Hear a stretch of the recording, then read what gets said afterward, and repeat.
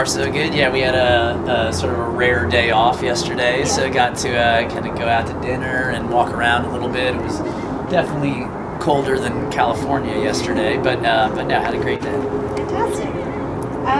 So you released People and Things a few months ago, and that's supposed to be, according to most reviewers and publications, your most musically cohesive album so far. Wow, well, that's I appreciate that. That's awesome. Did you feel that when you were doing the production process? Did you feel that it was sort of a step forward musically? Well, I certainly felt like it was a step in a musical direction that, for me and even I think for my fans and people who maybe weren't familiar with Jack's Mannequin, was probably more palatable in a certain sense, because our approach to it was in a lot of ways how we approach our live show. It was really an effort of, like, I developed most of these songs over the course of a year, had kind of produced them in one scenario that didn't really feel as cohesive to some extent, and decided, look, let's do this let's get old school with this. I'm going to take the band who I've played with now for 6 years. Let's go into a space together. I've got these tunes demoed up. Let's just learn how to play them together as a group, and then take that experience into a studio and record it. And I think in that sense you do get a very sort of authentic band experience out of the record, and it's a little bit freer and more live in that respect.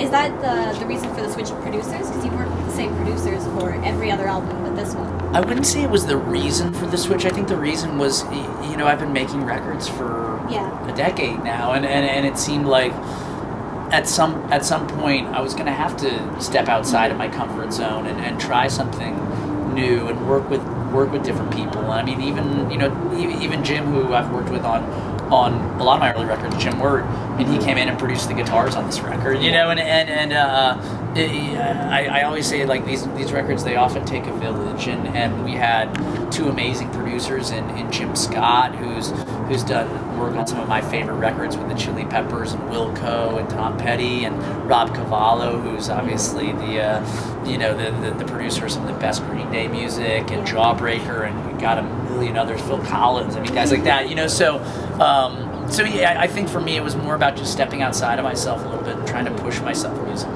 Yeah. And you did the reunion tour with Something Corporate 2 years ago? Yep. That's sort of becoming a trendy thing in the music industry right now. It certainly seems to be, all of a sudden. What made it different for you?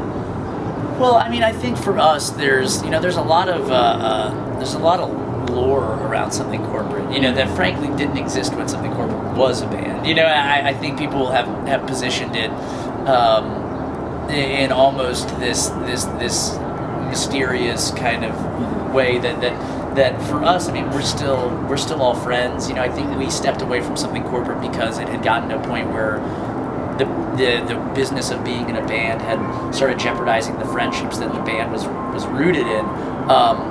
But it didn't change the fact that there's still a lot of love there between us and a lot of reverence for what we created together. And certainly we came upon this 10-year anniversary of our band putting out records and sort of coming into the public eye. And Josh, my guitar player and also one of the other writers in Something Corporate, who had been in law school all the way up to that point, was finally out of law school, had a minute to breathe, and everybody sort of had this window of time that lined up, and we said, let's just get out and kind of make one last victory lap and prove to people that this isn't over because we don't still love the music. It's just because we've moved on into different places in our lives. Yeah. When it comes to putting out records specifically with Jax, there is a bit of a 3-year period between each album. There seemed to be, hasn't there? Yes, but you keep putting out EPs all the while. So is the music from the EPs sort of like a, I guess, compromise for the fans sort of thing, or is it just in the stages of between albums? No, I mean, I think the thing is, what people, I probably don't realize is that I'm always writing music and I'm always recording music. I certainly am hoping in the years to come that process gets streamlined and it can kind of gravitate away from this lengthy duration between albums. But certainly the EPs have been a chance, as I'm recording music, I sort of sandbag some of the tracks that I really think belong on an album, and then some of the other stuff that I'm a little bit, you know, that I still love these songs, but not 100% are cohesive with the vision for each different album. I try and get out there so that, yeah, of course, so that people who care about the band can still get material and have stuff, so they don't think we've disappeared altogether. What is one trend you've seen in popular music today that you could never see yourself falling into? You know, wow, that's a good question. What is one trend today that I could not? I don't know. I mean, I think there's been sort of a gravitation away from live music to some extent. Yeah. You know, I mean, you see, there's a lot. I mean, I actually really enjoy a lot of the electronic influence in modern music, and I think that it's positive and exciting to hear new sounds in music. What is a trend that's come out of that I'm less interested in is the live application, which I feel like more now than ever you're seeing bands who half of the sounds coming through the speakers at their show are not performed by somebody on the stage, but by a computer that they're playing to a track on.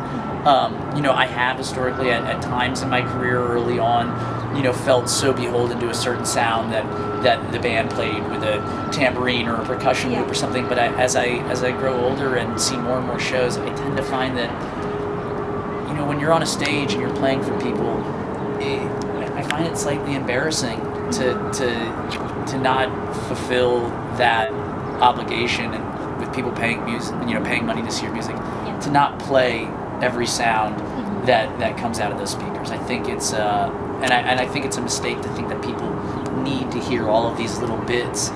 So importantly, I mean, even Jack's Mannequin, we play as a 4-piece. There are tons of sounds that we abandon when we get on a stage, but we learn how to play those songs because it's live music and it's meant to be live, and that's what makes it special. So I think that's a trend I'd probably avoid. All right, and going hand in hand with that, because you're the primary songwriter on pretty much everything you do. Yeah. What advice do you have for bands who are starting out and are musicians already but are learning to write their own music? I think, you know, you have to write what you know. I think you have to write from a place, even if it's a story that you're telling that's not your story. You need to find a way to have a connection to that story, or else people aren't going to believe it. And I firmly believe that the music that you know, whether it's the music that makes the most money or makes you the most immediately successful, the music that lasts tends to be the songs where somebody's being pretty honest about where they are, because that's what people connect to in the long term, is feeling like there's somebody out there who sort of understands what they're going through because they understand where they are in their lives. Yeah, exactly. Well, thank you very much. Yeah, thank you. Nice to meet you. How's it going? I'm Andrew McMahon from the band Jack's Mannequin, and you're watching AdmitOneMedia.net.